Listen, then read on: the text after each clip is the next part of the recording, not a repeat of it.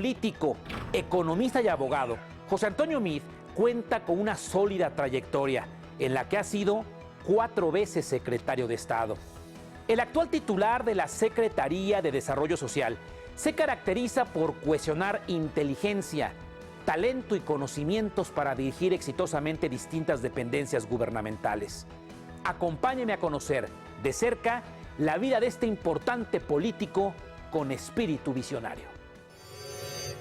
El reconocido político José Antonio Meade Curibreña nació en la Ciudad de México el 27 de febrero de 1969. Se graduó en el Instituto Tecnológico Autónomo de México en la licenciatura de Economía y es también licenciado en Derecho por la Universidad Nacional Autónoma de México. En 1991 se desempeñó como analista de planeación en la Comisión Nacional de Seguros y Fianzas. Hizo el doctorado en Economía por la Universidad de Yale, donde se especializó en finanzas públicas y economía internacional. A su regreso a México, en 1997, fungió como director general de Planeación Financiera en la Comisión Nacional del Sistema de Ahorro para el Retiro. Posteriormente, se desempeñó como secretario adjunto en el Instituto para la Protección al Ahorro Bancario. En el año 2000, ya era director general de Banca y Ahorro de la Secretaría de Hacienda y Crédito Público. En 2002 fue nombrado director general de Banrural en la época de transición a Financiera Rural. En diciembre de 2006 fue designado coordinador de asesores del entonces secretario de Hacienda y Crédito Público Agustín Carstens. En enero del 2008 se convirtió en subsecretario de Ingresos y en el año 2010 subsecretario de Hacienda y Crédito Público de la misma institución. El 7 de enero del 2011 asumió el cargo de secretario de Energía en sustitución de Georgina Kessel. En ese mismo año fue designado secretario de Hacienda y Crédito Público. En diciembre de 2012 fue nombrado secretario de Relaciones Exteriores y en 2015 secretario de Desarrollo Social. En el ámbito académico fue profesor de Economía en el ITAM y en la Universidad de Yale. Ha publicado diversos artículos en temas de microeconomía y análisis económico del derecho. Ha sido reconocido por la revista Foreign Policy como una de las 500 personas más influyentes en el mundo. Somos un país con presente, que somos un país con futuro, que somos un país que enfrenta retos, pero que somos un país que tiene todo para salir adelante, que tiene el empeño, el esfuerzo cotidiano de millones de mexicanas y de mexicanos que quieren para ellos y para sus hijos un mejor futuro. En la vida de José Antonio Meade, la economía, el derecho y el arte son una constante. Proviene de una familia de raíces fuertes. Es nieto del abogado y escultor José Curibreña e hijo de Dionisio Meade, un destacado abogado y economista. Su madre María es pintora y su esposa Juana Cuevas es economista y pintora. Fue su padre quien lo motivó para estudiar economía y derecho, convirtiéndose en un referente para su vida profesional. Mis raíces, de las que me siento contento y orgulloso, el papá de mi abuelo llegó por la vía de Veracruz a Zacatecas, casó con zacatecana y mi abuelo siempre se sintió muy orgulloso de esas dos raíces, de la raíz libanesa y de la raíz zacatecana. Valiente quien deja su país para encontrar destino en otro, y este libanés en Zacatecas construyó familia, construyó patrimonio, tuvo un cine, tuvo, se dice, el primer coche en Líbano. Se decía que cuando por ahí pasó Pancho Villa le regaló un caballo al hermano grande de mi abuelo, a Daniel, y mi abuelo se le llenaba un poco la boca con sonrisa, pues de evocar ese origen zacatecano, ese origen libanés, que en la casa siempre ha estado muy presente. Y en estar con la comunidad, y yo espero que esa parte de ese gen libanés esté presente en mi persona y en mi trato. Yo espero haber aprendido a ser también un buen amigo y a ser un amigo de esos que uno se siente contento de haber buscado, como yo he tenido oportunidad de hacer muchos. Es una comunidad entrañable, es una comunidad generosa, es una comunidad profundamente mexicana, y yo creo que por eso se hallaron acá tan a gusto nuestros antepasados, porque reconocieron la empatía de valores, reconocieron la importancia de la familia, la importancia de los valores que trajeron contigo y que aquí encontraron pues un buen espacio y un buen eco. Mi abuelo era al mismo tiempo abogado y escultor y estudia las dos carreras. Él estudia artes plásticas en la Academia de San Carlos, abogado de la Libre de Derecho, y permanentemente coexistieron esas dos vocaciones. Mi abuelo todos los fines de semana, cuando estaba en el banco, dibujaba, pintaba, esculpía, y llegó a ser por muchos años el director jurídico de Bancomer. Encontró por lo tanto plena realización en las dos vocaciones que escogió. Fue un escultor, es un escultor reconocido y fue un gran abogado. Y nos inculcó en casa el valor de buscar combinar vocaciones temporales con vocaciones definitivas, de encontrar gusto en el trabajo y en la profesión, pero encontrarlo también en la familia y en el arte. Mi papá estudió economía y derecho. Estudió economía y derecho en la UNAM en los dos casos. Él dice que cuando la economía era una ciencia social y que ya cuando lo estudié yo era una ciencia exacta. Yo también estudié economía y derecho. Mi papá es servidor público toda su vida, con trayectoria en el Ejecutivo, en el Legislativo, con un gran prestigio y un gran ejemplo de vida. Yo he sido secretario 4 veces y me sigo presentando como José Antonio, el hijo de Dionisio, y me sigue dando buen rédito porque es una buena sombra la que hace mi papá. Su paso por el ITAM le dejó varias satisfacciones, entre ellas la mención honorífica en el Premio Nacional Tlacaelel de Consultoría Económica, gracias a su tesis en la que analizó el impacto de la seguridad social y el tratamiento fiscal sobre los planes de pensiones privadas. Encontré una universidad que me dio no solamente instrumentos para el desarrollo de mi profesión, para perseguir mi vocación, sino que me dio un entorno de amistad, de satisfacción, que sigue siendo para mí hoy muy importante. Cambiel ITAM me dejó enseñanza, maestros entrañables, compañeros de vida, colaboradores, y me dejó hoy lo más importante, que es con quien me he formado una familia, que es Juana, mi esposa, también compañera de banca en el ITAM, con quien en el primer semestre compartíamos 3 de las 5 clases. Entonces ya al final iba yo a tener éxito en esa persecución porque era la única cara que le resultaba familiar. José Antonio Meade es un hombre sencillo y culto. Le gusta conducir su propio coche. Es aficionado al cine y asiduo lector. De hecho, si su agenda lo permite, acude semanalmente a las salas cinematográficas y a las librerías. Regresamos. Con una extensa trayectoria académica, forma parte de una generación de mexicanos que tuvo la oportunidad de estudiar en el extranjero. Su preparación ha sido de gran ayuda para las encomiendas que ha tenido desde 1991, cuando inició su carrera en el sector público. Era jefe de departamento de estudios financieros en la Comisión Nacional de Seguros y Fianzas, y me tocaba como responsabilidad dar seguimiento a las cifras, a los números y a la evolución del sector afianzador. Una gran experiencia en donde empezamos nuestro primer día de trabajo. Llegamos al mismo tiempo Osvaldo Santín, hoy el jefe de la oficina, el secretario de Hacienda, y yo. Él llegó más temprano, entonces a él le tocaba darle seguimiento al sector asegurador.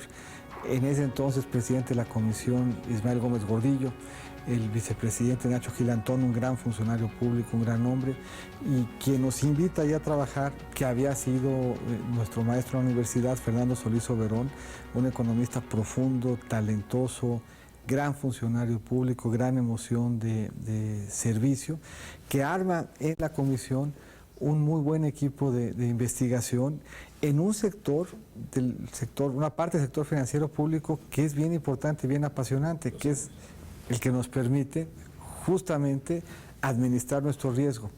Y hay un dato importante.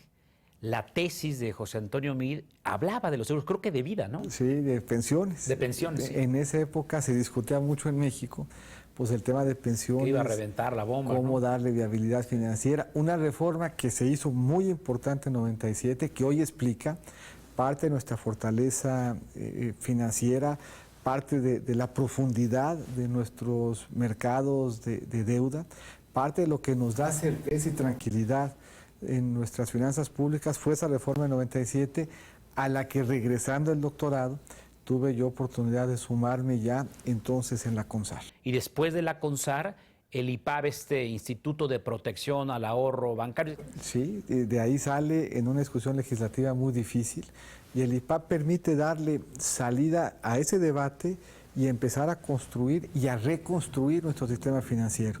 Con Vicente Corta a la cabeza, un gran abogado, una gran persona, un gran jefe, y con un reto muy importante, el de tratar de volver a sentar bases para un sistema financiero que había sufrido en la crisis, que había generado importantes pérdidas para el país, que tomó muchos años volver a recuperar, pero que hoy, ya a muchos años de distancia, se convierte en uno de los baluartes de la economía mexicana, un sistema financiero sano, robusto, bien regulado, bien capitalizado, que presta y que presta cada vez más. Tenemos ya muchos años de un crédito que crece a más de 2 dígitos y que hoy aporta desde la gran empresa hasta las pymes mucha posibilidad de, por la vía del ahorro, por la vía del crédito, de acercar y de ampliar los espacios de oportunidad de los mexicanos. Después, Financiera Rural, bueno, se llamaba Banrural, ¿no? Banrural.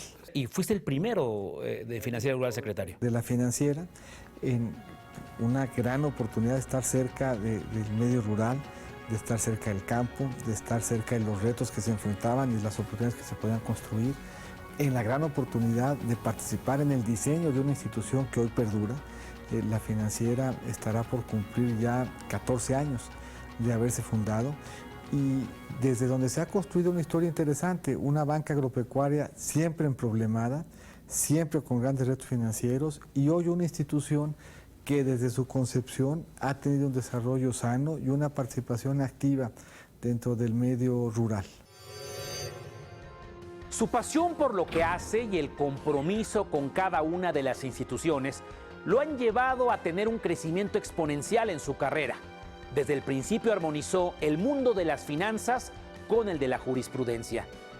Desde 2011, ya como secretario de Energía, se planteó la urgencia de hacer una reforma energética.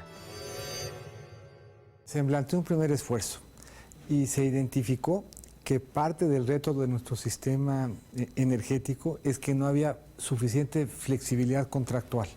¿Y por qué esto es importante?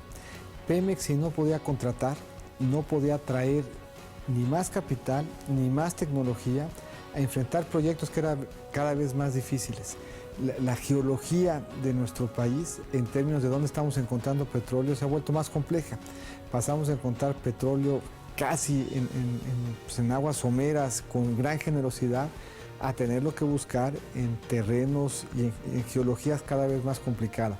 No iba a ser exitoso Pemex si no podía traerse para acompañarlo más tecnología y más capital.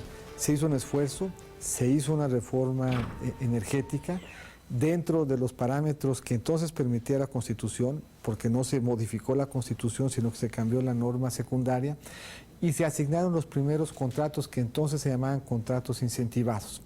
Desde ahí se veía ya el potencial de lo que se estaba queriendo hacer con la reforma, pero que no se iba a alcanzar con los cambios jurídicos que se habían hecho.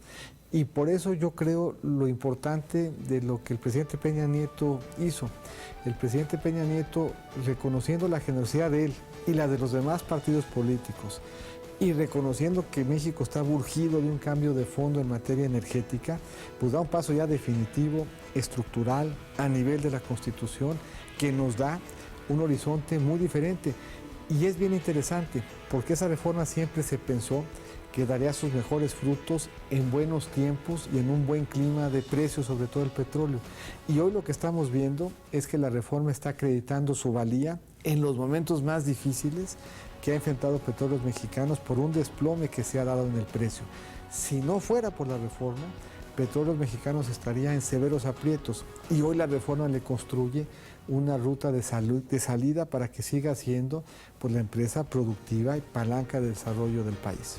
Y la Secretaría ofrece ciertamente su rostro más visible, es Pemex y CFE, pero un rostro menos visible de la Secretaría es que desde ahí se articula toda la agenda de eficiencia energética.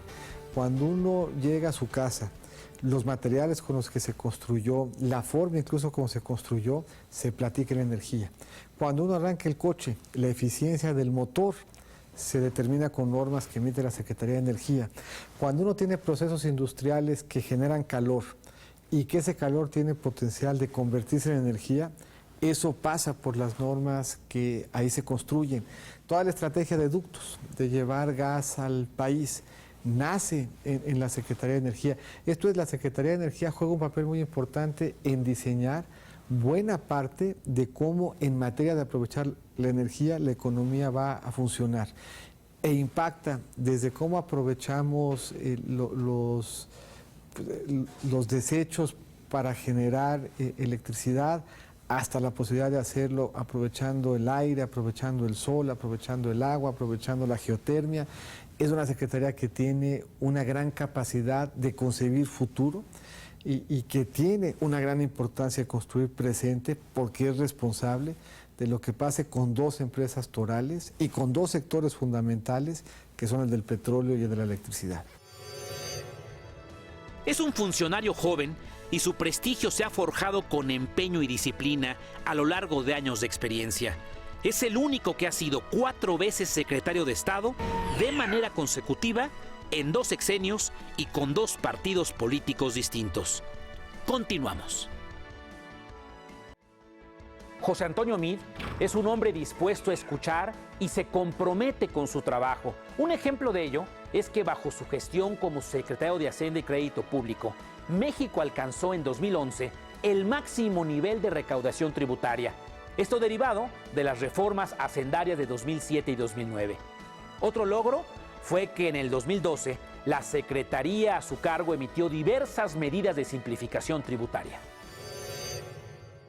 Yo creo que ese fue un legado bien importante. En una época muy difícil, en el 2009, México, un país global importante, con una economía grande, relevante en el mundo, enfrenta junto con el mundo la peor crisis económica de que se tenga memoria en esta y varias generaciones.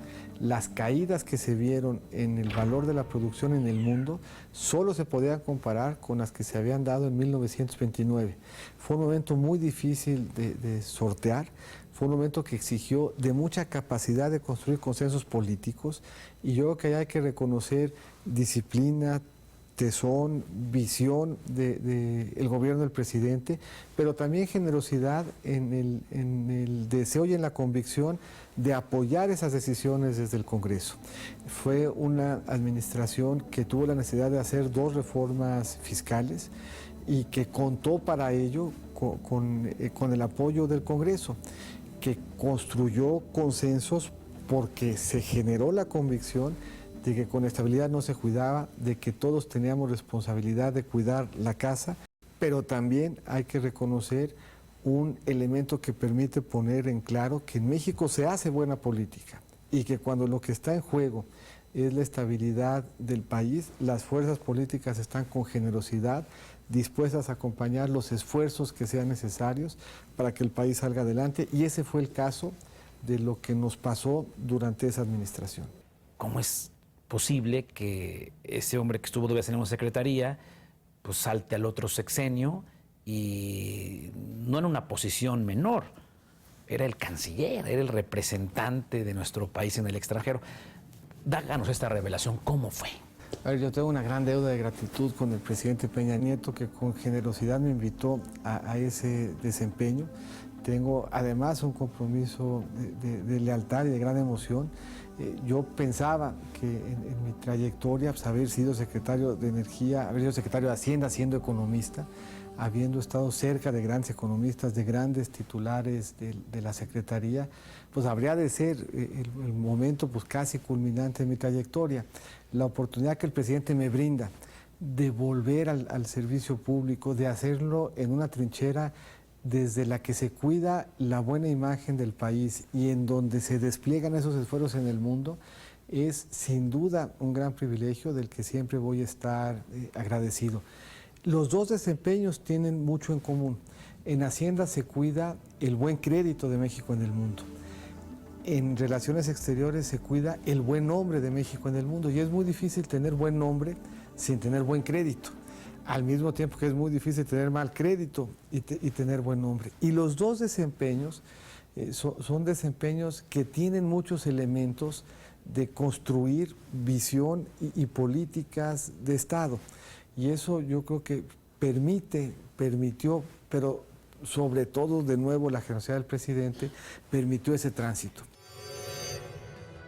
Como secretario de Desarrollo Social, su tarea no es menor, ya que es el responsable de formular, coordinar y ejecutar políticas públicas que promuevan la igualdad de oportunidades para todos los mexicanos.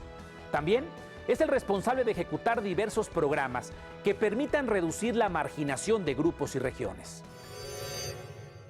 El presidente me convoca, como sucede luego en estos cambios, y de un día para otro me invita a Los Pinos, me ofrece esta alternativa. Habíamos estado revisando un viaje a Nueva York que tenía cercano, estábamos muy cerca de la Asamblea de las Naciones Unidas, y me pide que me haga cargo de la Secretaría.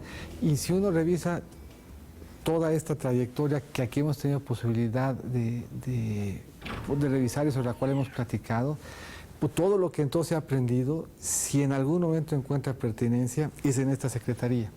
En el reto que yo creo que es el más importante que tenemos como país, que es el reto de la pobreza, y que es un reto que implica que trabajemos todos juntos en el gobierno federal, con los estados, con los municipios, que se involucre el sector privado, que se emocione el sector social. Temprano en la administración, el presidente reconoce con absoluta claridad que México no solamente tiene un reto de pobreza, sino que tiene un reto de hambre.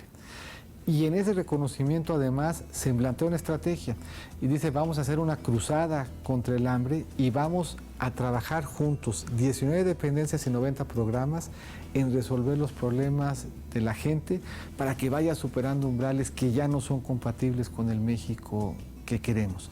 Dices tú bien, México tiene la fortuna en materia de pobreza de que mide de manera rigurosa. Somos el único país del mundo que medimos de la forma que lo hacemos, preocupados por el ingreso, preocupados por los derechos, preocupados por la expresión de pobreza, preocupados por sus causas, y con absoluta claridad y convicción de que solo podíamos enfrentarlas si lo hacíamos desde un frente y desde una estrategia integral, en donde camináramos juntos, como hoy hacemos, la Secretaría de Educación y la Secretaría de Desarrollo Social para abatir el rezago educativo. Si trabajamos de la mano la Secretaría de Salud y Sedesol para procurar mejor espacio de acceso a la salud. Si nos coordinamos SEDATU y Sedesol para llevar a las viviendas más calidad, mejores espacios y mejores servicios. Si nos integramos en un esfuerzo en donde participa, por ejemplo, el Ejército y la Marina, capacitando a las voluntarias que dan su servicio en los comedores comunitarios. No hay una sola acción de las que hoy estemos desplegando que no impliquen a una multiplicidad de actores de gobierno, y es en ese caminar juntos, articulados con el liderazgo del presidente, que podemos aspirar a ofrecer soluciones a problemas antiguos, pero que tienen ahora que ser vistos con nuevos ojos, con nuevas soluciones y de manera muy integrada y muy coordinada. ¿Qué le dice a los mexicanos en su calidad de secretario de Desarrollo Social? Que somos un país con presente, que somos un país con futuro, que somos un país que enfrenta retos, y que en ese empeño, que en ese esfuerzo está el apoyo decidido del gobierno para acompañarles, para que juntos, gobierno y sociedad, tengamos este mejor presente y el futuro que queremos para nuestros hijos. José Antonio Meade es el responsable de la política social y busca coordinar esfuerzos con distintas secretarías de Estado para transformar la realidad de millones de familias. Con una labor que exige un gran esfuerzo, está llamado a ser el secretario de la transición. Yo le agradezco su atención y lo invito para que nos acompañe en la próxima emisión para conocer en corto a otro destacado mexicano que está moviendo a México.